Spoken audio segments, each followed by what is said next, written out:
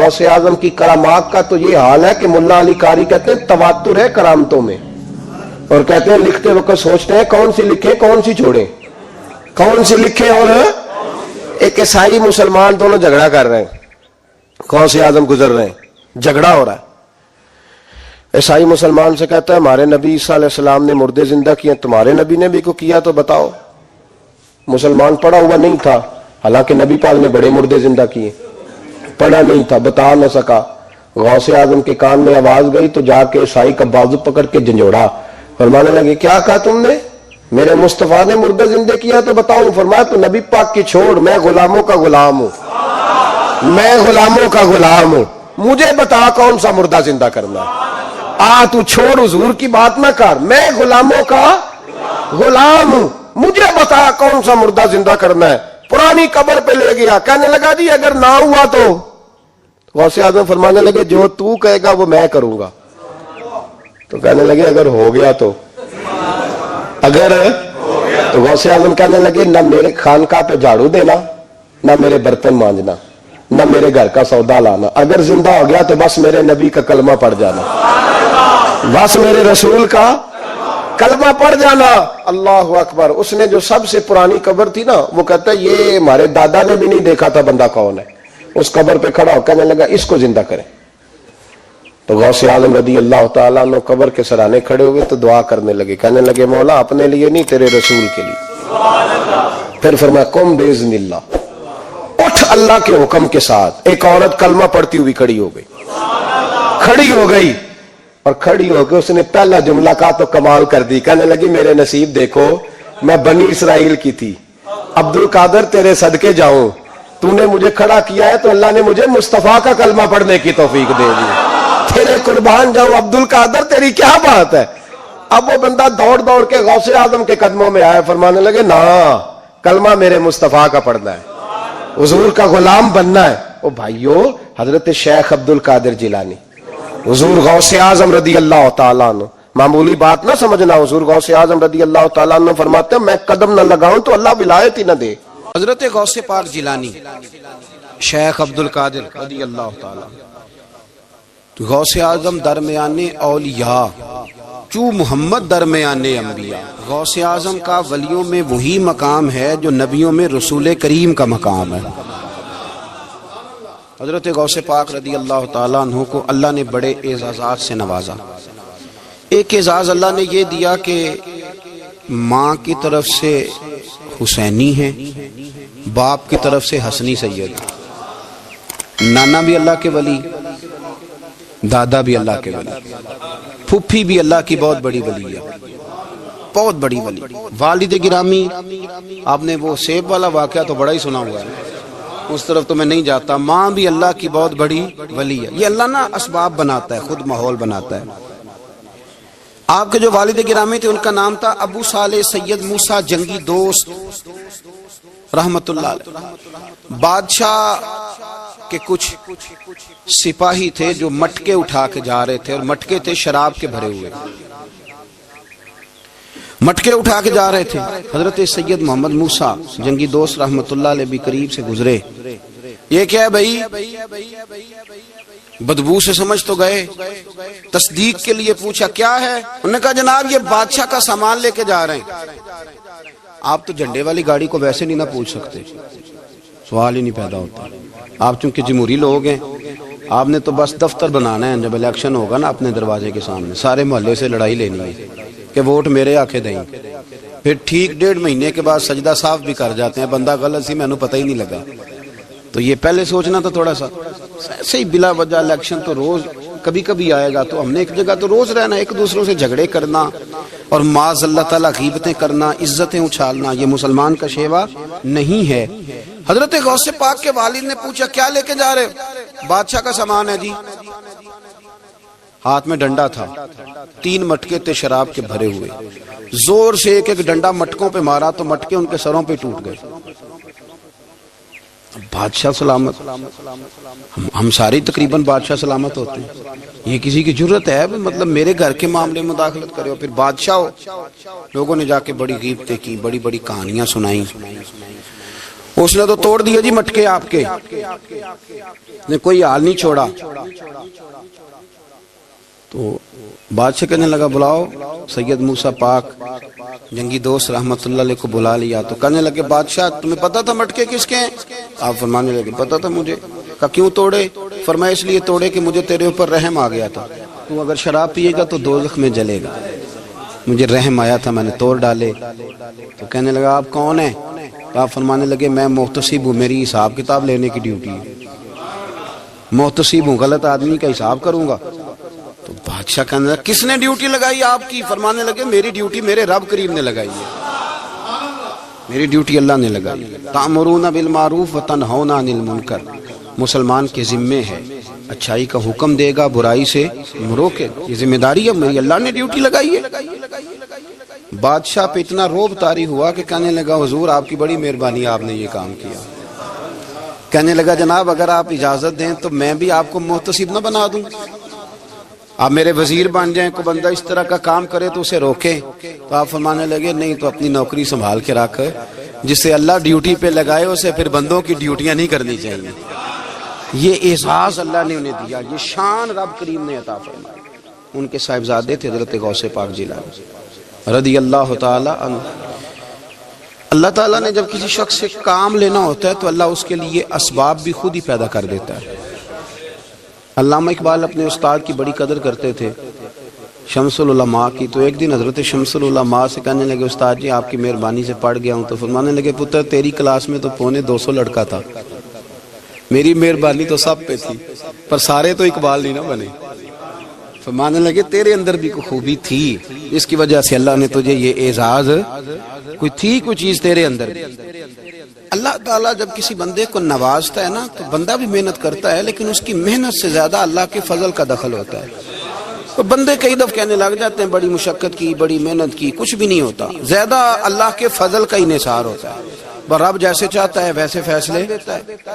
آپ فرماتے ہیں کہ میں چھوٹا سا تھا، والد انتقال کر گئے، والدہ تھی میری اور ہم 2 بھائی تھے۔ فرماتے ہیں بچے کھیلنے کے لیے نکلے تو میں بھی ان کے پیچھے کھیلنے نکل گیا۔ ایک بیل بچوں کے قابو آ گیا، تو بچوں کے قابو کو چیز آ جائے تو پھر وہ اس کا جو حال ہوتا ہے وہ تو ہمیں پتہ ہی، ہم سارے بچے رہ چکے ہیں۔ تو کہتے ہیں وہ بیل قابو آ گیا، کوئی اس کے کان چھیڑتا، کوئی اس کی دم چھیڑتا، کوئی اس کے سینگ چھیڑتا، کوئی کسی جگہ سے اسے تنگ کرتا۔ مختلف بچے اس کو نا دم سے پکڑ کے ہلاتے، بیل بھاگتا۔ حضور غوث پاک فرماتے ہیں میں بھی آگے بڑھا، اور میں نے جب اس کی دم پکڑ کے ہلائی تو بیل نے میری طرف منہ کیا اور کہنے لگا عبد القادر تو نہ ایسے کر، بول کے کہنے لگا تو نہ ایسے کر، تجھے رب نے ان کاموں کے لیے پیدا نہیں فرمایا۔ آپ فرماتے مجھے اتنا خوف طاری ہوا، بیل کو بولتے دیکھا تھا پہلی دفعہ، بیل کو۔ اب میرے سنی کو بھی دلیلوں کی ضرورت ہوتی ہے، دلیل نہ دیں، کسی بزرگ کی بات سنائیں تو سنی بھی تھوڑا تھوڑا دائیں بائیں دیکھتا ہے۔ یہ شور ایسا ہوا ہے نا، پراپوگنڈا ایسا ہے۔ میں حدیث پاک سنا دیتا ہوں۔ رسول کریم صلی اللہ تعالی علیہ وآلہ وسلم فرماتے ہیں ایک شخص نے بیل پہ سواری کر لی تھی۔ بیل سواری کے لیے نہیں پیدا کیا گیا، سواری کے لیے اونٹ ہیں، خچر ہیں، گھوڑے ہیں، گدھے ہیں، بیل کھیتی باڑی کے لیے۔ اس شخص نے جب بیل پہ سواری کی تو بیل پیچھے مڑ کے دیکھنے لگا اور کہنے لگا یار تو بڑا بیوقوف ہے، بول کے کہنے لگا مجھے اللہ نے سواری کے لیے نہیں پیدا کیا، میرے سے وہ کام لے جس لیے میں پیدا کیا گیا ہوں۔ تو بندہ ڈر گیا، کہنے لگا بڑی حیرانگی والی بات نہیں کہ بیل بولتا ہے، تو بیل پھر بول پڑا۔ کہنے لگا اس سے بھی زیادہ حیرانگی والی بات ہے۔ اس نے کہا وہ کیا؟ کہنے لگے مدینے میں نبی پاک آ گئے ہیں اور تو نے ابھی تک کلمہ ہی نہیں پڑھا، یہ اس سے بھی زیادہ حیرانگی والی بات ہے۔ جامع المعجزات میں حدیث موجود ہے، حضور آ گئے اور تو نے کلمہ ہی نہیں پڑھا۔ وہ شخص کہتا ہے میں سر پٹ دورا، جب آ کے سامنے کھڑا ہوا تو حضور مسکرائے، فرمایا آج آپ پڑھ لے کلمہ، مجھے پتا ہے تجھے کس نے بھیجا ہے۔ اللہ والوں کی باتیں مان لیا کریں، میں بڑی ذمہ داری سے کہتا ہوں رب کریم کے کوئی بندوں کی بات کتاب و سنت کے خلاف نہیں ہوتی، وہی تو کتاب و سنت آگے پہنچانے والے ہوتے۔ تو حضور غوث پاک فرماتے ہیں میں وہ ڈر کے گھر آیا، جب گھر پہنچا تو میرے کانوں میں آواز آ رہی تھی لبیک اللہم لبیک لبیک لا شریک لک لبیک۔ فرماتے میں چھت پہ چڑھا اور میں نے جیلان میں اپنی چھت پہ کھڑے ہو کے دیکھا تو حج کے دن تھے، میری سیدھی نظر میدان عرفات پہ گئی، لوگ میدان عرفات میں بیٹھ کے لبیک لبیک پڑھ رہے تھے۔ پہلے میں وہاں سے ڈر کے آیا، پھر چھت سے ڈر کے نیچے اترا، ماں کو ساری بات بتائی۔ تو کہتی ہے میری ماں کہنے لگی بیٹے جب تو پیدا ہونے والا تھا تو مجھے بڑی بشارتیں ملتی. فرماتے ہیں ماں نے نا کھولا بکسا صندوق تو 80 دینار نکالے. فرمایا پتر تم 2 بھائی ہو اور تمہارا باپ کل جاگیر 80 دینار چھوڑ گیا. 40 تمہارے 40 تمہارے بھائی کے. فرمایا بیٹا ایک بات کا خیال رکھنا میں اور تمہارا باپ کوئی نہیں, بھائی چھوٹا ہے, میں پیچھے نہیں آ سکتا. یہ 40 دینار لے جا اور جا بغداد چلا جا کے تعلیم حاصل کر. بیٹے میں پہنچ نہیں سکتی, خیال رکھنا. غوث پاک فرماتے ہیں 12 سال میں نے تعلیم حاصل کی یارو, میں نے پتے بھی کھائے اور خود آپ کا فرمان موجود ہے. فرماتے ہیں ایسی سختیاں بھی دیکھیں کہ پتھروں اور پہاڑوں پہ گزرتی تو شاید پگھل جاتے, لیکن میں نے اپنے نبی کا دین پڑھا. اب تو پیر کے گھر میں جو پیدا ہوتا ہے وہ علم لدنی والا ہوتا ہے. تو صاحب پتر ہے, او خدا کے بندے صبر کر. اگر غوث پاک حسنی حسینی سید ہو کے باقاعدہ پھٹی پہ بیٹھ کے پڑھتے ہیں تو کس پیر کا مرید ہو گیا جسے علم ہی کوئی نہیں, جو جاہل آدمی ہے. یہ ضروری ہے, علوم دینیاں ضروری ہیں, اس کے بغیر کام نہیں چلتا. اور غوث پاک رضی اللہ تعالیٰ عنہ کی آپ پوری زندگی پڑھ کے دیکھ لیں. غوث پاک تمام اولیاء کے امام ہیں ساری زندگی. غوث اعظم سے کسی نے پوچھا آپ نے سب سے زیادہ دین کا کام کس طرح کیا, تو فرماتے ہیں تقریر کے ذریعے. اب تقریر کرنے والا مولوی ہوتا ہے اور تویز دینے والا, سبحان اللہ. غوث پاک رضی اللہ تعالیٰ عنہ فرماتے ہیں میں نے دین کا سارا کام کس ذریعے سے کیا ہے. ہفتے میں 3 جلسے کرتے تھے اور 70 ہزار کا مجمع ہوتا تھا اور بغیر لاؤڈ سپیکر کے تقریریں ہوتی تھی. اور فرماتے ہیں جیسی سمجھ پہلے بندے کو آتی تھی ویسی آخری والے کو آتی تھی. لوگوں نے کہا حضور یہ کرم کیسے ہوا؟ فرمانے لگے میں نے جب تعلیم حاصل کر لی تو بولنا آتا ہی نہیں تھا, تو میں بڑا پریشان ایک دن سو گیا تو خواب میں رسول کریم کا دیدار نصیب ہوا. فرمایا تو واز کیا کر, تیرے واز سے لوگوں کو فائدہ ہوگا. یا رسول اللہ میں اجمی بندہ ہوں, لوگوں کے سامنے کیسے بات کروں گا؟ تو حضور نے فرمایا منہ کھولنا ذرا. کہتے میں نے منہ کھولا تو محبوب نے 7 دفعہ لعاب دہن ڈالا میرے منہ میں. آپ فرماتے ہیں پھر بولتا میں تھا, اثر کوئی اور پیدا کر دیتا. حضور غوث پاک رضی اللہ تعالیٰ عنہ نے 40 سال دین کا کام کیا. صبح کے وقت فقہ کا درس دیتے تھے فجر کے بعد, کچھ دیر کا ناشتہ کرتے سو جاتے, پھر آ کے مدرسے میں پڑھاتے باقاعدہ بچوں کو. غوث پاک رضی اللہ تعالیٰ عنہ کی سیرت پر آپ ساری کتابیں پڑھ لیں, ساری کتابیں لو, میں نے بھی بڑا ہی دعویٰ کر دیا, یعنی ساری کتابیں جتنی اب تک چھپی ہوئی ہیں ساری پڑھ لو, کہیں نہیں ملے گا کہ ہم غوث پاک کے آستانے پہ گئے. غوث پاک کسی بندے نے یہ نہیں کہا ہم غوث پاک کے آستانے پہ گئے, غوث پاک کے دربار پہ گئے. سب نے یہی لکھا ہے کہ ہم حضور غوث پاک کے مدرسے میں گئے. ہمارے نا مدرسوں میں سبق تقسیم ہوتے ہیں, سال جب شروع ہوتا ہے نا تو سبق تقسیم ہوتے ہیں. ہمارے مدرسے میں بھی تقسیم کرتے ہیں ہمارے مولانا. آپ حدیث پاک پڑھائیں گے, فلانا استاد منطق پڑھائے گا, فلانا فلسفہ پڑھائے گا, فلانا یہ سبق تقسیم ہوتا ہے, فلانا قرآن, فلانا حدیث, فلاں فقہ. تو غوث اعظم کے مدرسے کے جو ناظم تعلیمات تھے وہ کہنے لگے حضور سبق بانٹنا ہے تو آپ کو کون کون سے سبق دے دیں, کون کون سا پیریڈ پڑھائیں گے؟ تو آپ فرمانے لگے نہیں پیریڈ رہنے دو. حضور پھر فرمایا اس طرح کرو لائق بچے تم رکھ لو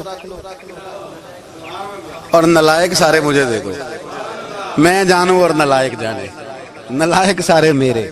غوث پاک رضی اللہ تعالیٰ نلائق سارے رکھ لیے, کند ذہن. اور حضور غوث پاک ان کو اسباق پڑھایا کرتے, ان پر محنت کرتے. فجر کے بعد فقہ کا درس, 10 بجے مدرسے کی کلاس, زور کے بعد حدیث پاک کا درس, مغرب کے بعد تفسیر بیان کرتے. بانج علموں جو کرے فقیری وہ کافر مرے دیوانہ. اور عشاء کی نماز کے بعد ہفتے میں 3 جلسوں سے خطاب. اور یہ سارے کام کر کے نا تو پھر بھی غوث اعظم جب دنیا چلی جاتی تو وضو کر کے مصلی پہ بیٹھ جاتے. اور 40 سال بیت گئے, ساری رات اللہ کی بارگاہ میں عبادت کرتے. 40 سال حضور غوث پاک کو اللہ نے بڑا اعزاز دیا, کتابیں لکھی, ڈیوٹی کی, محنت کی, کوشش کی پوری دنیا میں. میں پہلے بھی بتا چکا ہوں پھر بتاتا ہوں, یہ جو صلاح الدین ایوبی کا بہت نام لیتے ہیں نا, بہت بڑے مجاہد تھے. صلاح الدین ایوبی کے ساتھ 70,000 کی فوج تھی, سارے کے سارے غوث پاک کے مرید تھے. صلاح الدین ایوبی نے حضور غوث پاک کی زیارت نہیں کی پر تعلیم غوث پاک کے مدرسے میں حاصل کی. اس کو بڑا شوق ہو نا کتابیں دیکھنے کا, وہ میرے پاس آئے, میں دکھاؤں گا انشاءاللہ. صلاح الدین ایوبی حضور غوث پاک کے مدرسے کا طالب علم ہے. یہ آپ کے ملک میں 2-3 دن سے رٹا چل رہا ہے وکیلوں کا، ڈاکٹروں کا، کل سے یونیورسٹی کا بھی چل گیا ہے. یہ لڑائی کسی مولوی 2 گروپوں میں ہوئی ہوتی نا، چلو نام بولو، میں نے پتہ ہے اگلی گل دے، کسی مولویوں کے 2 مدرسوں میں ہوتی نا تو جو طوفان اٹھنا تھا نا ہر چوک میں، مولوی لڑاندے بڑا نہیں.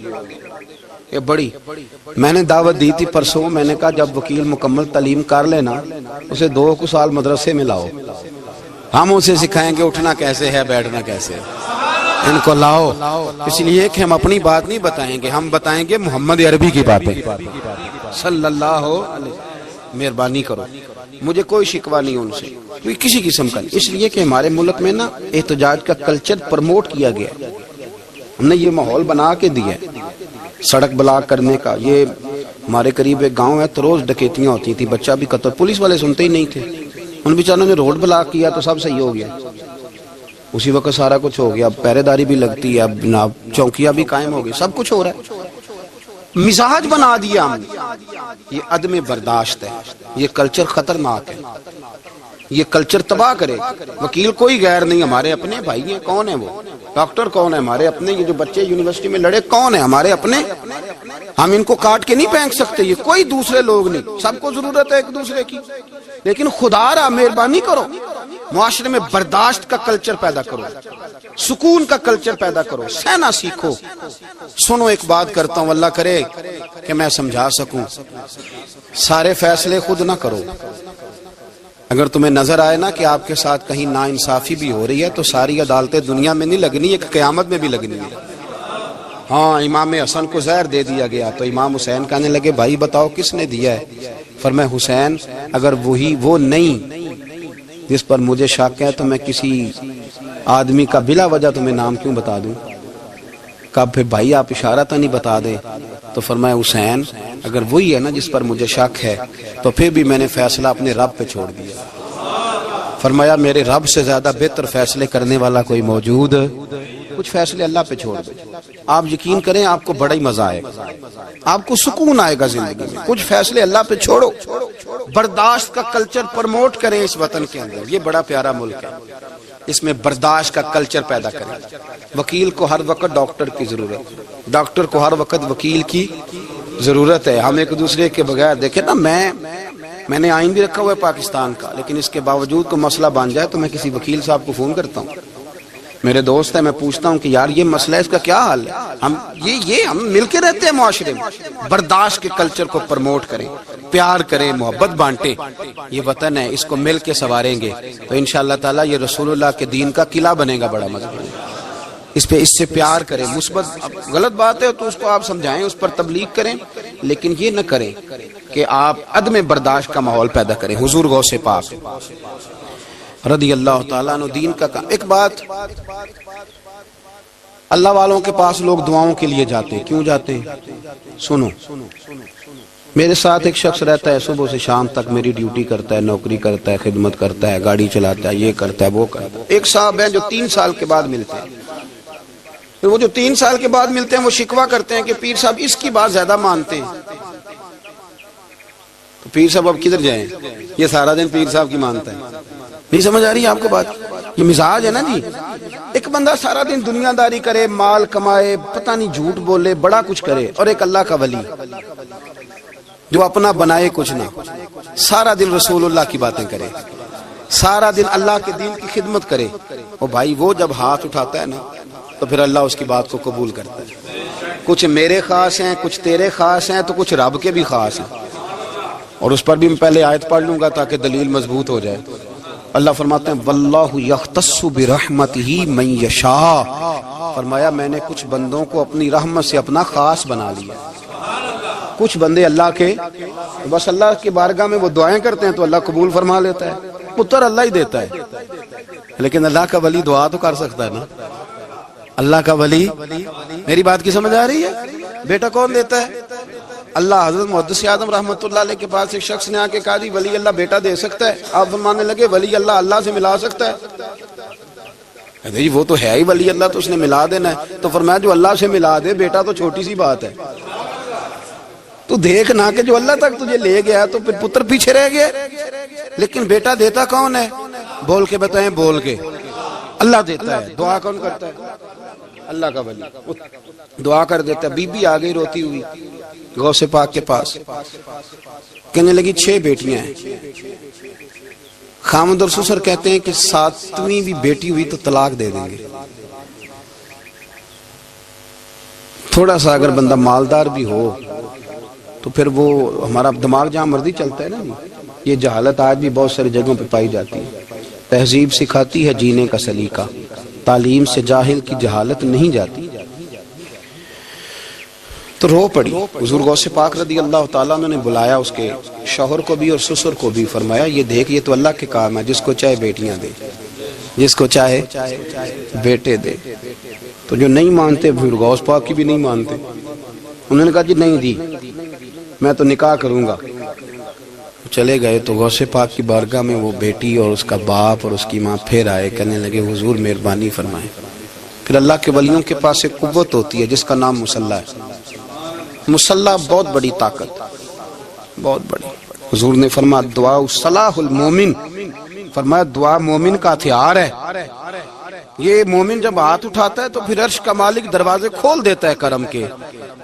حضور غوث پاک نے مصلی بچھا لیا اور رو پڑے، کہنے لگے مالک کریم، اس بی بی کے دل میں کس نے بات ڈالی تھی کہ عبد القادر کے دروازے پہ جا؟ دیکھیں منانے کا انداز، منانا آتا ہے نا۔ اللہ کس نے اس کے دل میں بات ڈالی کہ عبد القادر کے دروازے جا؟ کس نے ڈالی؟ اور مالک اگر تو نہیں ڈالی تھی تو کیا تو اب اپنے عبد القادر کو رسوا کرے گا؟ اگر تو نہیں بھیجا ہے کہ ادھر جا تو اب تو رسوا کرے گا؟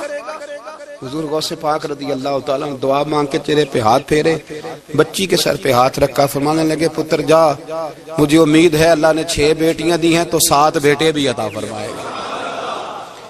تو بی بی کہتی ہے پھر رب نے فضل فرمایا اور 7 ہی بیٹے عطا فرمائے، پھر 7 ہی بیٹے رب کریم نے دیے۔ تو جو اللہ کی مان تھا پھر اللہ بھی اس کی، تو اس میں اختلاف کی کیا بات ہے؟ یہ سادی سی بات ہے۔ ایک بغداد کا سوداگر تھا، بڑا مالدار تھا۔ ایک دن اس نے بغداد کے سارے علماء اور مشائخ کی دعوت پکائی تو غوث پاک کے پاس بھی آیا، کہنے لگا حضور شام کا کھانا ہے۔ آپ نے اس کا چہرہ دیکھا تو وہ رو پڑا، کہنے لگا بغداد کے پیر انکار نہ کرنا۔ آپ نے فرمایا تو جا میں آؤں گا۔ شاگرد مرید کہنے لگے حضرت جی آپ بڑی مشغولیت تھی شام کو، فرمایا اتنا بڑا آدمی جب رو پڑتا ہے تو لگتا ہے بڑا مجبور ہے، چلیں گے۔ شام کو جب اس کے دروازے پہ گئے تو کھانا بھی اس نے چنا تو ساتھ اس نے ایک ٹوکرا، ایک صندوق بھی لا کے رکھا، اوپر سے خالی۔ جب غوث پاک نے اٹھ کے دیکھا تو اندر اس سوداگر کا بیٹا، اس تاجر کا بیٹا، دونوں ٹانگوں سے معذور، دونوں ہاتھوں سے معذور، ایک ہی بیٹا اپاہج ہے۔ وہ تاجر رو پڑا، کہنے لگا حضور بڑی دنیا جانتی ہے، بڑا مال ہے، اور جب تنہا بیٹھتا ہوں تو کھول کے روتا ہوں۔ وہ بے نیاز ہے نا، ساری زندگی کے بعد ایک بیٹا دیا تو وہ بھی اپاہج ہے۔ حضور بال سفید ہو گئے، لوگوں کی اولاد بڑھاپے کا سہارا بنتی ہے، میں بوڑھے وقت میں اس کو اٹھا کے پیشاب پخانے کے لیے لے کے جاتا ہوں۔ بغداد کے عبد القادر سنا ہے جب تو دعا مانگتا ہے تو رب قبول فرما لیتا ہے، تو مہربانی فرما اگر میرا پتر ٹھیک ہو جائے، میرا زور کوئی نہیں مالک، بے نیاز ہی بڑا ہے، اگر مہربانی ہو جائے۔ تو غوث پاک نے پھر مصلی بچھایا، مصلی بچھا کے کہنے لگے مالک تو اپنے بندوں کے دل میری طرف کیوں موڑتا ہے، اور اگر موڑتا ہے تو پھر رحمت کی نظر فرما، بندہ نوازی فرما۔ ایک باپ اتنے رو رو کے آنسو بہا رہا ہے تو کرم نوازی فرما۔ حضور غوث پاک نے ابھی چہرے پر ہاتھ نہیں پھیرے کہ بچہ اللہ اکبر کہتا ہوا صندوق سے باہر نکل آیا۔ اللہ تبارک و تعالیٰ نے نا ہمارے محبوب کریم علیہ السلام کو دنیا میں بھیجا تو فرمایا یا ایھا الناس قد جاءکم برہان من ربکم، اے لوگو تمہارے پاس تمہارے رب کی دلیل آ گئی۔ اللہ تبارک و تعالیٰ نے محبوب پاک علیہ السلام کو سراپا دلیل بنا کے بھیجا۔ باقی انبیاء کرام علیہم السلام کے پاس بھی اپنی نبوت کے دلائل کے طور پر بے شمار معجزات تھے، اور حضور کریم علیہ السلام کے تو پورے وجود کو ہی اللہ نے معجزہ بنائے۔ اور نبی پاک صلی اللہ تعالیٰ علیہ وآلہ وسلم کی نبوت کی دلیلیں، حضور کے رسالت کے مستحکم دلائل جگہ جگہ آپ کو ملیں گے۔ سب سے پہلی چیز تو یہ سمجھنے والی ہے کہ نبی پاک علیہ السلام نے جس چیز کو سب سے پہلے اپنی نبوت کی دلیل کے طور پر بیان فرمایا وہ حضور کا کردار ہے، سیرت ہے، عمل ہے، حضور کا لوگوں کے ساتھ رویہ ہے۔ نبی پاک علیہ السلام کی تبلیغ کے 3 دور ہیں۔ ایک تو حضور نے اپنے قول سے تبلیغ فرمائی، وہ 40 سال کی عمر سے محبوب نے اعلان فرمایا اور تبلیغ کی، اور ایک نبی پاک صلی اللہ تعالیٰ علیہ وسلم بالواسطہ حضور کی تبلیغ ہے جو آج تک جاری ہے۔ امت کے علماء، مشائخ، مبلغین حضور کے دین کو آگے پھیلا رہے ہیں، تو دراصل یہ بھی تبلیغ رسول پاک علیہ السلام ہی کی تبلیغ۔ اور ایک حضور کی تبلیغ کا دور ہے حضور کی پیدائش سے لے کر ولادت مبارکہ سے لے کر حضور علیہ السلام کے اعلان نبوت تک۔ اس دوران نبی پاک نے جو تبلیغ فرمائی ہے وہ اپنے کردار سے فرمائی۔ عرب کا وہ معاشرہ جو بڑا میلا کچیلا گدلا ہو چکا تھا، جس کے اندر سراسر مادہ پرستی کا زور تھا، جس کے اندر لوگ انسانوں کی خرید و فروخت کرتے تھے، جس کے اندر بیٹیوں کو زندہ دفن کر دیتے تھے، جس کے اندر جو آدمی جتنا زیادہ مضبوط ہوتا تھا اتنا زیادہ لٹیرا بن جاتا تھا، اس معاشرے کے اندر رسول کریم علیہ السلام نے 40 سال گزارے، اور اس طرح گزارے کہ جو بیگانے بھی تھے وہ بھی کہا کرتے تھے یہ صادق ہے، یہ امین ہے۔ اور جب حضور نے اعلان نبوت کیا تو فرمایا، یہ قرآن مجید کے لفظ ہیں، فرمایا فَقَدْ لَبِثْتُ فِيكُمْ عُمَرًا مِّن قَبْلِهِ أَفَلَا تَعْقِلُونَ، میں تمہارے بیچ عمر کا ایک حصہ گزار چکا ہوں، تمہیں عقل نہیں ہے، شعور نہیں ہے۔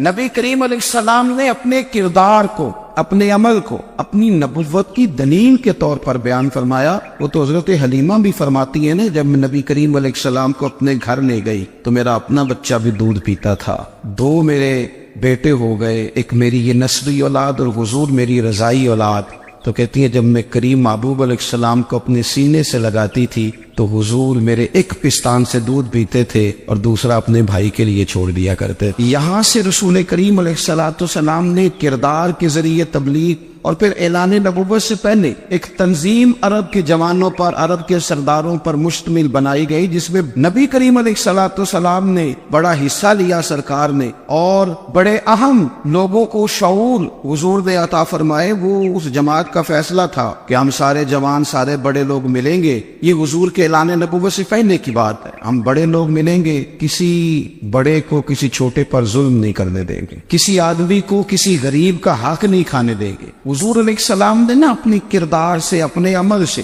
اور آپ کا جو عمل ہوتا ہے نا وہ اصل ہوتا ہے۔ ایک ہوتا ہے آپ کوئی بات کرتے ہیں اور ایک ہوتا ہے کہ آپ کوئی عمل کرتے ہیں۔ آپ جب عمل کرتے ہیں تو عمل کے ذریعے بھی لوگوں تک بات پہنچتی ہے کہ دراصل آپ کا اٹھنا بیٹھنا چلنا پھرنا کیا ہے۔ میرے رسول کریم علیہ السلام کا اٹھنا بھی ایک نبی کا، بیٹھنا بھی ایک نبی کا، بات کرنا بھی ایک نبی کا، معاملات زندگی کرنا بھی ایک نبی کا، لین دین کرنا بھی ایک نبی کا۔ ایک شخص کہتے ہیں میں نے اعلان نبوت سے پہلے حضور علیہ السلام سے کوئی چیز خریدی تھی اور میں نے عرض کیا تھا آپ یہاں تشریف رکھے، میں پیسے لے کے آتا ہوں، میں 3 دن کے بعد آیا۔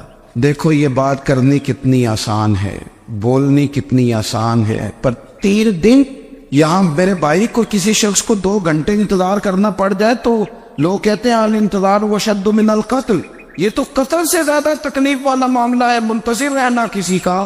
کہتے 3 دن کے بعد میں آیا تو میرے رسول کریم وہیں تشریف فرمایا، بس اتنا فرمایا یار تم نے مجھے بڑی تکلیف میں ڈال دیا، 3 دن ہو گئے یہاں رکے ہوئے۔ تو حضور نے اپنے کردار کو، اپنے عمل کو، اپنے معاملات کو سب سے پہلے اپنی نبوت کی دلیل کے طور پر پیش کیا۔ اسی لیے کیا خوب کہا تھا کہ جو تیری جان کے دشمن ہے وہ بھی کہتے ہیں، بظاہر تو آئے ہیں نا ہجرت کی رات جان لینے، لیکن امانتیں حضور کے گھر میں رکھی ہوئی ہیں، امانتیں کاشانہ نور پہ پڑی ہے۔ وہ جو تیری جان کے دشمن ہے وہ بھی کہتے ہیں کہ امین تو ہے اور صداقت کی آبرو تو ہے۔ تو پہلے کردار، پھر دوسری بات، اللہ تعالیٰ نے اپنے محبوب علیہ السلام کو اپنا مطلق نائب بنا کر، اپنا محبوب اعظم بنا کر، ایسے ہی سارے انسانوں کے بارے میں کہا وَإِذْ قَالَ رَبُّكَ لِلْمَلَائِكَةِ إِنِّي جَاعِلٌ فِي الْأَرْضِ خَلِيفَةً، میں زمین میں اپنا نائب بنانے والا ہوں۔ لیکن حضور علیہ السلام تو محبوب ہے نا، حضور کی نیابت تو محبوبیت کے درجے پر فائز ہے۔ تو رسول پاک کو رب کریم نے اس طرح کا بنا کے بھیجا کہ حضرت عبداللہ ابن رواحہ رضی اللہ تعالیٰ عنہ بیان فرماتے ہیں کہ اگر حضور کوئی معجزہ نہ بھی دکھاتے، نبی کریم علیہ السلام سے کوئی اعجاز لوگ نہ بھی دیکھتے، تو محبوب کا تو چہرہ ہی اس طرح کا تھا، لوگوں نے دیکھتے جانا تھا اور کلمہ پڑھتے جانا تھا۔ لیکن باوجود اس کے میرے رسول پاک کا اعجاز یہ ہے، کمال یہ ہے کہ حضور کبھی اشارہ کر دیں تو چاند دو ٹکڑے ہو جائے، کبھی دعا مانگ دیں تو ڈوبا ہوا سورج واپس آ جائے، کبھی محبوب گزرنے لگے تو پتھر آپ پر سلام پڑے، کبھی حضور پہاڑ پر چڑھ جائے تو پہاڑ وجد میں آ کر جھومنے لگے، محبوب کا کبھی نماز پڑھاتے ارادہ بن جائے تو اللہ تعالیٰ قبلے کا رخ ہی تبدیل فرما دے۔ کیا خوبصورت سوچ ہے اور کیا نظریہ دیتے ہیں بریلی کے امام۔ فرماتے اجابت کا جوڑا عنایت کا صحرا دلہن بن کے نکلی دعائے محمد، اور اجابت میں جھک کر گلے سے لگایا بڑی ناز سے جب دعائے محمد۔ دیکھو خدا کی رضا چاہتے ہیں، دو عالم خدا چاہتا ہے رضائے محمد صلی اللہ تعالی علیہ وسلم۔ اور ایک مقام پہ فرماتے ہیں نائب دست قدرت پہ لاکھوں سلام، نائب دست قدرت پہ لاکھوں سلام۔ تو اللہ تعالیٰ نے نبی پاک صلی اللہ تعالی علیہ وسلم کو جو اعجاز۔ پھر ایک اور بات، حضور امی ہے، دنیا میں آ کر محبوب نے کسی سے پڑھا ہی نہیں۔ میرے محبوب نے جتنا پڑھا ہے رب کریم سے ہی پڑھا ہے۔ الرحمن علم القرآن خلق الانسان، رحمان نے قرآن سکھایا پھر انسان بنایا۔ اللہ تبارک و تعالیٰ کی بارگاہ کرم سے حضور نے لیا، رسول کریم امی ہے، یہ بھی حضور کی نبوت پر ایک بڑی دلیل۔ دیکھو ایک ہوتا ہے کوئی آدمی بچپن سے کسی چیز سے شغف رکھے اور جب اس کی عمر بڑی ہو جائے تو کہتے ہیں اس کا تجربہ بڑا ہو گیا، یہ پہلے کچھ شعر کہتا تھا، کوئی ادبی جملہ کہتا تھا، تو اب اس کی یہ کام کرتے کرتے عمر بڑی ہو گئی ہے تو رسوخ حاصل ہو گیا۔ 40 سال کی عمر مبارک تک نبی کریم نے ایک شعر بھی نہیں کہا۔ حضور علیہ الصلوۃ والسلام نے کبھی کوئی ایسی بات، ویسے تو حضور کی ہر بات حکمت والی، لیکن جس کو عرب کے لوگ اپنے لہجے میں شاعری یا اپنے لہجے میں ادب کہتے تھے،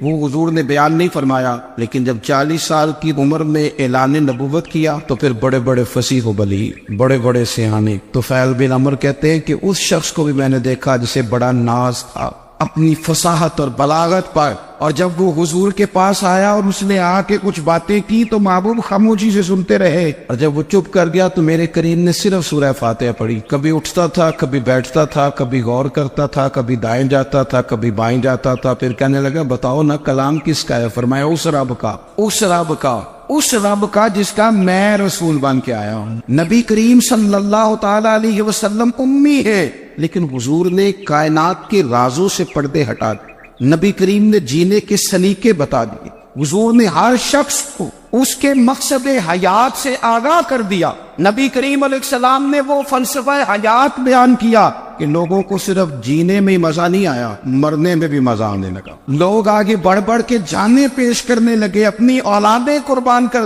جو فلسفیوں سے کھل نہ سکا اور نقطہ بروں سے حل نہ ہوا، وہ راز ایک طیبہ والے نے بتلا دیا چند اشاروں میں۔ محبوب کریم امی ہیں، لیکن حضور نے اس طرح دنیا کو سکھایا، اس طرح دنیا کو پڑھایا، اس طرح حضور نے علم کے چراغ اور دیپ روشن کیے کہ قیامت تک جسے روشنی ملے گی نا، اسے صرف دروازہ مصطفیٰ سے ملے گی، اسے رسول کریم علیہ السلام کے در دولت سے ملے۔ کچھ لوگوں نے کہا کہ اپنے پاس سے آیات بنا کے لاتے، اپنے گھر میں بیٹھ کے دعوے کر لینا تو کوئی مشکل کام نہیں نہ ہوتا، سارے لوگ ہی کر لیتے۔ بلکہ وہ ہمارے ایک بزرگ کہا کرتے تھے خیالی پلاؤ پکائیے کہ ہو کدے بھی کاٹ نہ پائیے، کیونکہ کون سا پیسوں کا ڈالنا ہے، وہ زیادہ ڈالیں آپ اور زیادہ ڈالیں۔ بہت سارے لوگ ہیں آج بھی، کچھ لبرل ہیں بیچارے، کچھ دین بیزار طبقہ ہے، وہ کہتے ہیں جناب ہمیں تو جدید باتیں بتائیں، ہمیں تو نئے اسلوب کے مطابق لے کے چلے، ہمیں تو او بھائی سن، میرے نبی پاک علیہ السلام نے فرمایا میرا قرآن کبھی پرانا نہیں ہو، اسے پڑھ کے دیکھ، اس کی جدت کا حسن دیکھ، یہ تو کھلا ہوا باغ ہے، تو ایک دفعہ اس کے قریب آئے گا تو خوشبو ملے گی، دوسری دفعہ آئے گا تو اس سے زیادہ تازی ملے گی، ایک دفعہ پھل کھائے گا تو مزیدار ہوگا، دوسرا کھائے گا ہو سکتا ہے شکل ملتی جلتی ہو لیکن ذائقہ بڑا نرالا ہوگا۔ تو آ تو صحیح نا۔ جب کچھ لوگوں نے کہا یہ خود سے بنا کے آیات لاتے ہیں تو فرمایا وَإِن كُنتُمْ فِي رَيْبٍ مِّمَّا نَزَّلْنَا عَلَىٰ عَبْدِنَا فَأْتُوا بِسُورَةٍ، اگر تمہیں کوئی شک ہے اس میں جو ہم نے اپنے بندہ خاص میں نازل کیا ہے تو تم بھی اس جیسی ایک آیت بنا کے لاؤ۔ اور چلو چیلنج کھلا دے دیا، فرما وَادْعُوا شُهَدَاءَكُم مِّن دُونِ اللَّهِ، اللہ اور اللہ والوں کو چھوڑ دو، تفسیری ترجمہ عرض کر رہا ہوں، یعنی صحابہ کو چھوڑ دو، حضور کے ماننے والوں کو چھوڑ دو، باقی ساری دنیا کے کافر اکٹھے ہو جاؤ، ایک آیت بس قرآن جیسی لے کے آؤ، ایک آیت لے کے آؤ، ان کنتم صادقین، اگر تم سچے ہو۔ جوانوں سنو، کہا ایک آیت، اور یہ چیلنج آج تک قرآن مجید کا موجود ہے، آج تک۔ وَإِن كُنتُمْ فِي رَيْبٍ مِّمَّا نَزَّلْنَا عَلَىٰ عَبْدِنَا فَأْتُوا بِسُورَةٍ مِّن مِّثْلِهِ، تم قرآن کے مقابلے کی ایک صورت لے کے آؤ اور سارے حمایتی اکٹھے کر لو اپنے۔ ان کنتم صادقین، اگر تم سچے ہو۔ جواب تو ادھر سے آنا تھا نا، لیکن کائنات کے رب نے جواب بھی خود دیا، فرمایا فَإِن لَّمْ تَفْعَلُوا وَلَن تَفْعَلُوا، اگر تم نہ لا سکے، اور فرمایا تم لا سکتے بھی نہیں، نہ خنجر اٹھے گا نہ تلوار تم سے، یہ بازو میرے آزمائے ہوئے، وَلَن تَفْعَلُوا، تم لا بھی نہیں سکتے، فَاتَّقُوا النَّارَ الَّتِي وَقُودُهَا النَّاسُ وَالْحِجَارَةُ، پھر اس آگ سے ڈر جاؤ جس کا ایندھن آدمی اور پتھر ہے۔ اعدت للکافرین، بنائی کافروں کے لیے، مومنوں کے لیے تو رب نے جنت بنائی ہے۔ اعدت للکافرین، یہ دوزخ اللہ نے کن کے لیے بنائی ہے؟ اعدت للکافرین کہتا ہے کافر کے لیے بنایا۔ تو اللہ تبارک و تعالیٰ نے میرے رسول پاک صلی اللہ تعالیٰ علیہ وسلم کو وہ کتاب عطا فرمائی، اور پھر حضور کی فصاحت و بلاغت، معرفت۔ دیکھو، ایک ہوتا ہے گھنٹوں باتیں کرنا، ایک ہوتا ہے کئی والیم پر مشتمل، کئی جلدوں پر مشتمل کتب کا لکھنا، اور ایک ہوتا ہے کسی بندے کا ایک بات کرنا اور سامنے والے کی طبیعت کو اتنا جگا دینا کہ اگلی بات فوراً ہی اس کی سمجھ میں آ جائے۔ اور حضور نہ کسی کی انا کو نہیں جگاتے۔ ہم بعض اوقات کسی سے خطاب کرتے ہیں، بات کرتے ہیں، تو سامنے والے کی انا کو جگا دیتے ہیں، ٹھیس پہنچاتے ہیں، وہ کہتا چل پھر تگڑا ہو جائے میں بھی آیا۔ حضور انا نہیں جگاتے تھے، میرے نبی پاک ضمیر جگاتے تھے، تاکہ وہ شخص فیض حاصل کر سکے، اسے کچھ ملے۔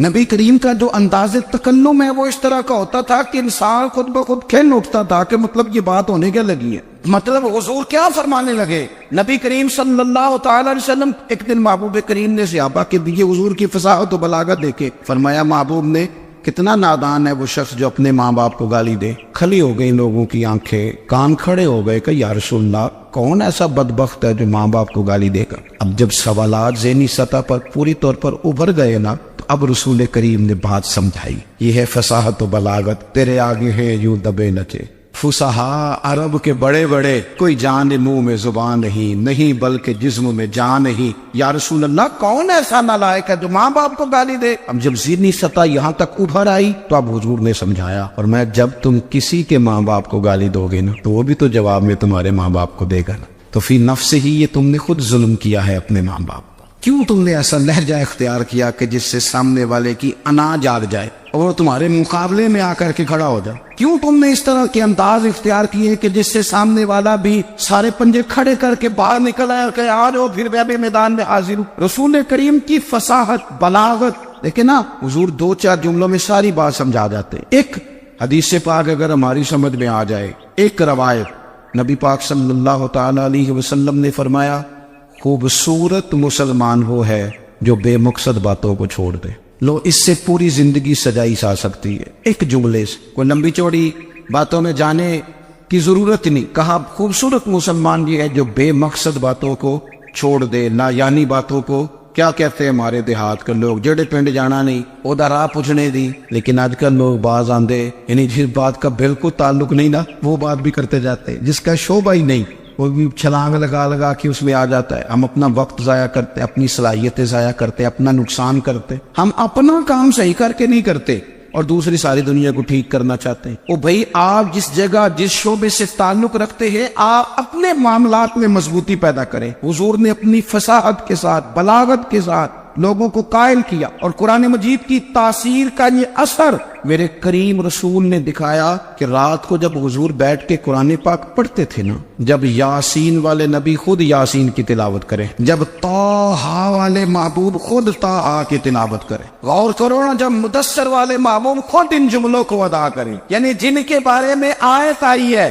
جب وہی یہ آیت پڑھیں کہ اِنَّا أَعْطَيْنَاكَ الْكَوْثَرَ، یعنی جن کا ذکر ہو رہا ہے، جب وہ یہ بات کرے کہ یا ایھا النبی انا ارسلناک شاہدا ومبشرا ونذیرا لتؤمنوا باللہ ورسولہ وتعزروہ وتوقروہ وتسبحوہ بکرۃ واصیلا، جن کے بارے میں آیت آئی ہے جب وہ یہ کہہ رہے ہوں کہ ورفعنا لک ذکرک، جب وہ کہہ رہے ہوں والضحیٰ واللیل اذا سجا، ذرا اس کیفیت کو دیکھیں جب محبوب خود پڑھ رہے ہوں، اور جو حضور پر آئی ہے اس کا ذائقہ، اس کا لطف، اس کا انداز، بھلا کیا ہوگا؟ حضور جب رات کو پڑھتے تھے نا قرآن پاک، تو جو پکے کافر تھے نا، ابو جہل جیسے لوگ، وہ بھی جھاڑیوں میں چھپ چھپ کے مدینے والے کی تلاوت سنا کرتے، حضور کی تلاوت سنا کرتے تھے۔ یہی بہتر ہے کہ پردوں میں وہ پردہ پوش رہے، وہ اگر پردے ہٹا دے تو کسے ہوش رہے۔ رسول کریم علیہ السلام کی تلاوت کا سننا، قریب جانا، یہ اعجاز ہے۔ حضرت فاروق اعظم کہتے ہیں میں طبیعت کا بڑا ڈاڈا تھا، مزاج کا بڑا سخت تھا، زندگی ہمیشہ ڈٹ کر گزاری، باتوں پر کھڑا رہنا آتا تھا، پر جب میری بہن نے مجھے چند آیتیں سنائی نا تو میں تڑپ ہی گیا۔ کروں آیا سا مار مقامنے نو، ان مینو مار دے لے چلو، اوے متے عمر دی عمر برباد ہو جائے جتھے عمر سوار دے لے چلو۔ یہ اعجاز ہے رسول کریم صلی اللہ تعالی علیہ وسلم پر نازل ہونے والی کتاب کر۔ پھر حضور نے خبریں دی، نبی پاک نے خبریں دی، حضور نے فرمایا روم فتح ہوگا، وہ ہوا۔ نبی کریم علیہ السلام نے فرمایا شام فتح ہوگا، تو شام فتح ہوا۔ فرمایا ایران فتح ہوگا، تو ایران فتح ہوا۔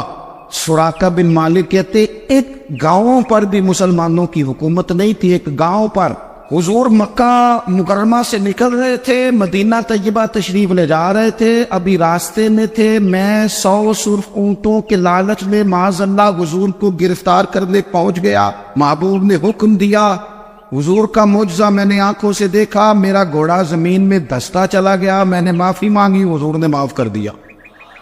میں نے سمجھا اچانک ہو گیا ہے، یہ منوانا بھی بڑا مشکل کام ہے۔ شجر و حجر پہچان گئے، انسان کی نظروں میں شاکی رہا۔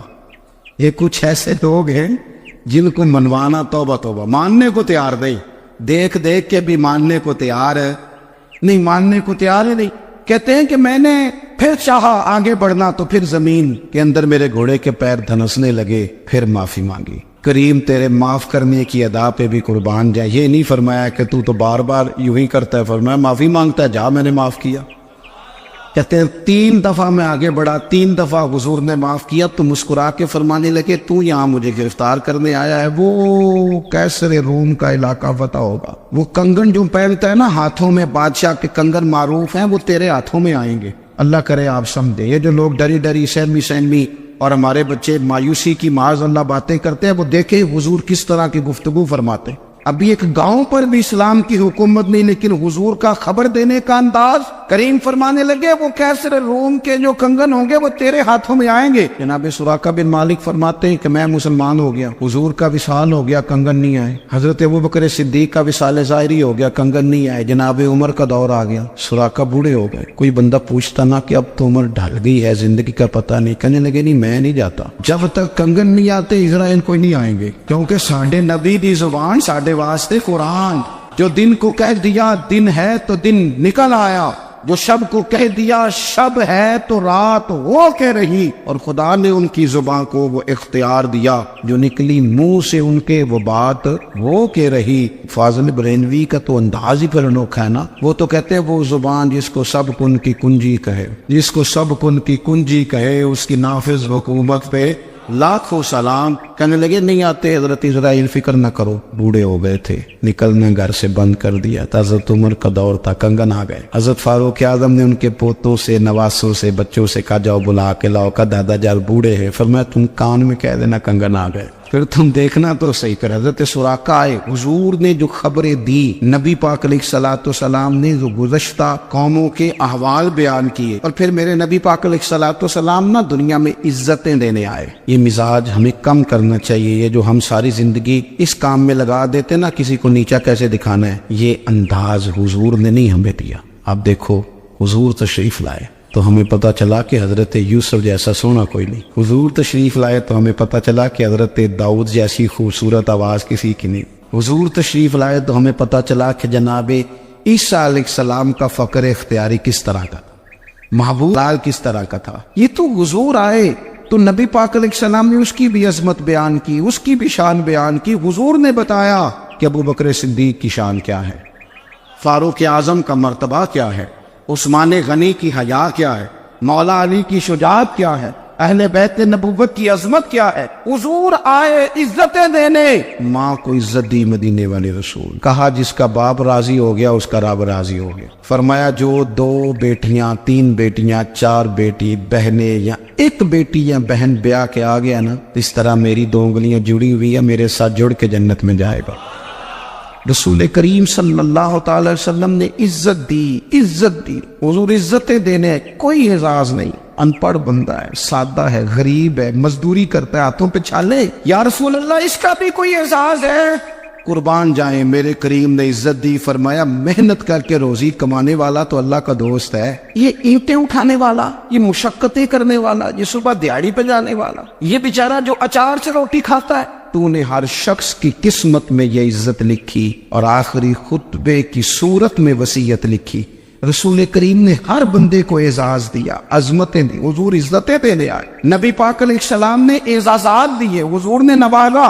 ये सारी चीजें मेरे रसूल पाक की तशी। और फिर जो हुजूर के सहाबा और अहले बैत है ना, ये भी मेरे नबी पाक की नबुव्वत की दलील है। जल्दी इनकलाब आया नहीं करते। वो कल तक जो राहजन थे हुजूर ने राहबर बना दी। वो लोग जो कल तक एक दूसरे के गले काट के खाते थे, एक दूसरे को मारते थे, तकलीफ पहुंचाते थे, बरादरीज़म पे लड़ते थे, हुजूर ने भाई भाई बना दिए। एक प्लेट में खाना खाने लगे सैयदना बिलाल अबशी, सुहैब रूमी, सलमान फारसी। हुजूर ने यूं करके मिला दिया। नबी करीम अलैहिस्सलाम ने तकसीमें खत्म कर दी दुनिया। हुजूर के सहाबा ने अपना किरदार अल्लाहुम्मा सल्ली अला सय्यदिना व मौलाना मुहम्मदिन बिक़दर हुस्निही व जमालिही व जूदिही व नवालिही व सहबिही व आलिही। अल्लाहुम्मा सल्ली अला सय्यदिना व मौलाना मुहम्मदिन मादनिल जूद वल करम व आलिही व सहबिही व बारिक व सल्लिम या अरहमर राहिमीन, या अरहमर राहिमीन, या कादी अल हाजात, या मुजीबुद दावात, या हल्लाल अल मुश्किलात, या दाफ़ि अल बलियात, या मुसब्बिब अल असबाब, या कादी अल हाजात, या रहमान या अल्लाह, या करीम या अल्लाह, या सत्तारु या अल्लाह, या गफ़ारु या अल्लाह, या करीमु या अल्लाह, या अजीज़ो या अल्लाह, या सत्तारो या अल्लाह। ए हमारे परवरदिगार, 10 साल पूरे हो गए खुदावंदा, एक छोटा सा पैगाम था, तूने फजल फरमा दिया। ऐ अल्लाह, हम पलट कर जब देखते हैं तो 1% भी हम इस काबिल नहीं कि तेरे दीन की कोई बात कर सकें, कोई पैगाम दे सके। अल्लाह, कई सालों से ये दोस्त सुबह की नींद छोड़ के यहाँ हाजिर होते रहे, माएँ, बहनें, बच्चियाँ, बूढ़े, बच्चे। ऐ अल्लाह, बंदोबस्त करने वाले सबसे पहले आते रहे। खुदावंदा, तेरे कुरान मजीद को पढ़ा है, हम कमज़ोर थे, बस तेरी दी हुई तौफीक से पढ़ा है। खुदावंदा, इनमें से एक बात भी तुझे पसंद आई है तो हमें माफ़ फरमा दे, हमसे दरगुजर फरमा, हमारे हाल पे रहमत फरमा। रमज़ान आया था, फिर बीत रहा है। अल्लाह, हमारी कमज़ोरियाँ, हमारी कोताहियाँ फिर एक दफ़ा पेश नज़र हैं। ऐ अर्श व फर्श के मालिक, बुरे ज़रूर हैं, कमज़ोर ज़रूर हैं, गुनाहगार ज़रूर हैं, पर तू हमारे दिलों के हाल जानता है। हम तेरे गद्दार नहीं हैं। ऐ अल्लाह, हम सही होना चाहते हैं, हमारी नीयतें भी ठीक हैं, इरादे भी ठीक हैं, अमल में कमज़ोरी है। हम पर एक रहमत की नज़र कर दे, हम पर एक रहमत की नज़र कर दे। ऐ मालिक करीम, एक नज़र करम से देख तो सही, यहाँ गरीब भी बैठे हैं, बूढ़े भी बैठे हैं, मजबूर भी बैठे हैं, कई रो रो के तेरी बारगाह में फरियाद करने वाले बैठे हैं। ऐ अल्लाह, भूल ज़रूर जाते हैं पर बंदे तो तेरे हैं, भटक ज़रूर जाते हैं पर गुलाम तो तेरे महबूब के हैं। हमारे हाल पे रहमत फरमा। अल्लाह, हमें माफ़ फरमा दे। अल्लाह, हमसे हिसाब ना पूछियो। अल्लाह, हमें बग़ैर हिसाब माफ़ फरमा दे। अल्लाह, हमें बग़ैर हिसाब के माफ़ फरमा दे। अल्लाह, हमसे दरगुजर करना। जब क़यामत के दिन अज़ल का बाजार लगे, अल्लाह, हमसे दरगुजर फरमाना, हमारी पर्दा पोशी फरमाना। अगर हमें इज्जत दी है तो इज्जतों पे दवाम देना। अल्लाह, हमें ज़िल्लतों से महफूज रखना। अर्श व फर्श के मालिक, में तूने बहुत सारी नेमतें ना बगैर मांगने के दी हैं। हम कमज़ोर थे, तूने सेहत दी, ہم کمزور تھے، تو نے اولاد کی نعمت دی، پھولوں کی طرح کے خوبصورت بچے دیے۔ اے اللہ تو نے ہمیں وفادار قسم کے دوست دیے، اے اللہ پیار کرنے والے ساتھی دیے، ٹوٹ کر چاہنے والے دیے۔ اے اللہ تو نے بغیر مانگے ہمیں نیک صالح استاد دیے، بزرگ دیے، شیخ دیے۔ اے اللہ بغیر کسی لالچ کے پالنے والا باپ دیا، شفقت کے بازو پھیلانے والی ماں دی۔ ہم تیرا شکر ادا نہیں کر سکے، اللہ ہمیں شکر کی توفیق عطا فرما دے، اللہ ہمیں شکر کی توفیق عطا فرما دے، اللہ ہمیں شکر کی توفیق عطا فرما دے۔ اللہ اگر ہم بھول جائیں تو ہم سے درگزر فرما، اے اللہ ہمارے حال پہ رحمت فرما۔ میں صبح دیکھتا رہا کس طرح بوڑھی مائیں گاڑیوں میں بیٹھ کے آتی ہیں، بہنیں گاڑیوں میں بیٹھ کے آتی ہیں۔ اللہ ان بیچاریوں کے کئی دکھ بھی ہیں، ان کی کئی تکلیفیں بھی ہیں، یہ کئی جگہ آزمائش کا شکار۔ ایک بزرگ فون کر کے کہہ رہے تھے بیٹی بڑی پریشان ہے، اللہ کریم سب پہ اپنا فضل فرما دے۔ ہم دنیا کے دھتکارے ہوئے تیرے دروازے پہ آ کے بیٹھ جاتے ہیں، ہماری مدد فرما، ہمیں لوگوں کا محتاج نہ فرما۔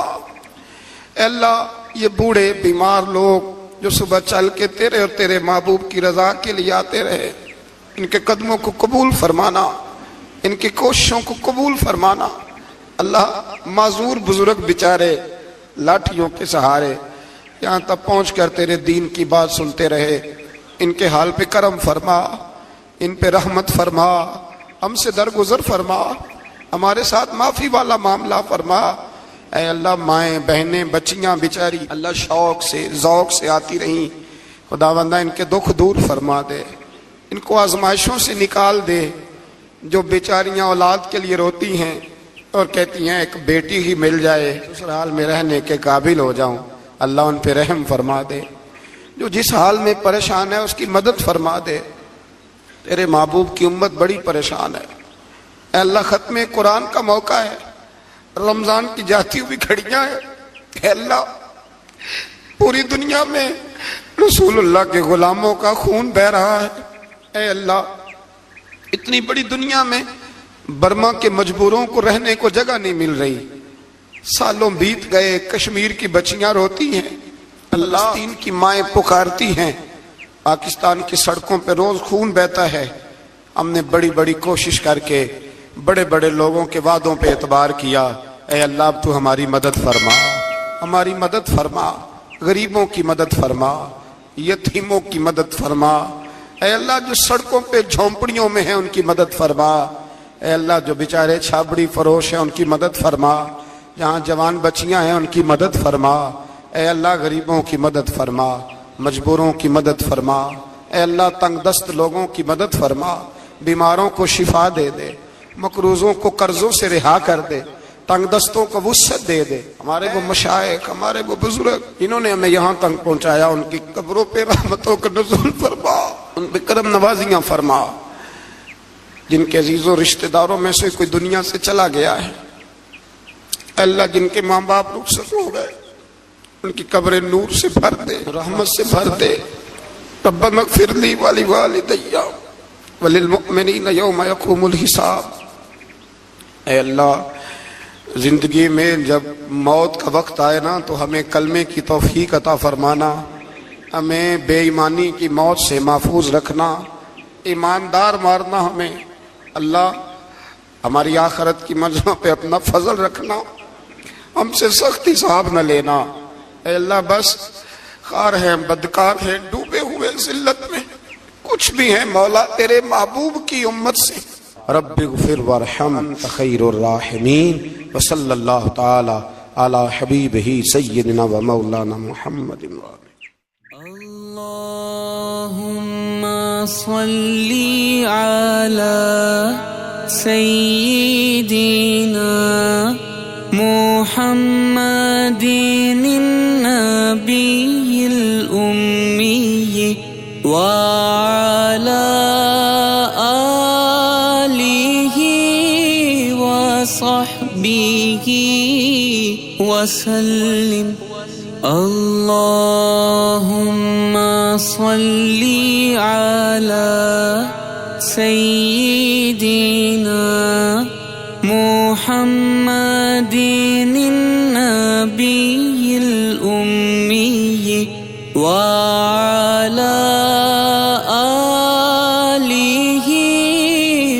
وصحبه وسلم.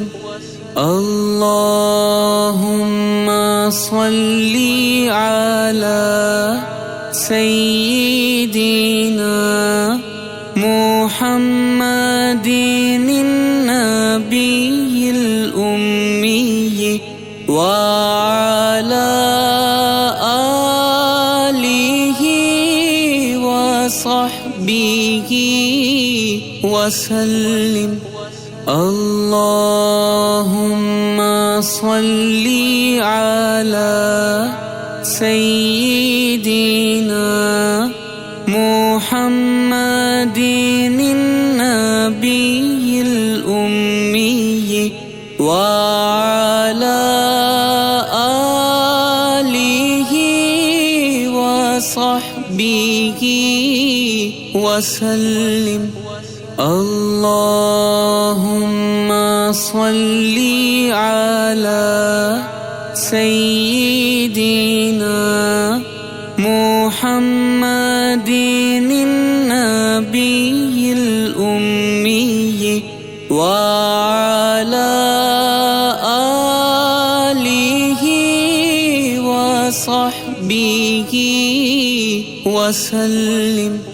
اللهم صل على سيدنا محمد النبي الأمي وعلى آله وصحبه وسلم. اللهم صل على سيدنا محمد النبي الأمي وعلى آله وصحبه وسلم. اللهم صل على سيدنا محمد النبي الأمي وعلى آله وصحبه وسلم. اللهم صل على سيدنا محمد النبي